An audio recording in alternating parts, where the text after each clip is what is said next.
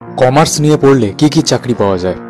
অনেকেই বলে থাকেন যে তোমার যদি ব্যবসা করার ইচ্ছা থাকে তবেই কমার্স স্ট্রিমে যাও।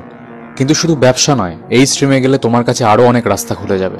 মাধ্যমিকের পর তোমরা কমার্স নিয়ে উচ্চ মাধ্যমিক পাশ করলে তারপর বিকম, বিবিএ, বিবিএম, এলএলবি এইগুলোর মধ্যে যে কোনো একটি ডিগ্রি কোর্স করতে পারো। প্রত্যেকটি ডিগ্রি কোর্সের জন্যই আমাদের ওয়েস্ট বেঙ্গলে প্রচুর কলেজ আছে। এছাড়াও এরপর তোমরা ভারত সরকারের সিএ, সিএমএ, সিএস এই সব প্রফেশনাল কোর্সগুলিও করতে পারো।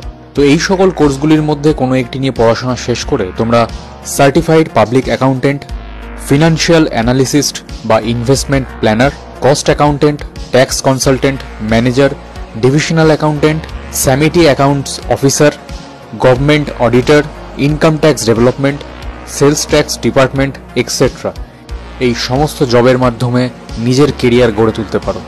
এছাড়াও যাদের ল নিয়ে পড়ার ইচ্ছা তারা 11-12-এ ল সাবজেক্ট থেকে নেবে এবং 12th পর এলএলবি ডিগ্রি কোর্সে ভর্তি হয়ে যাবে।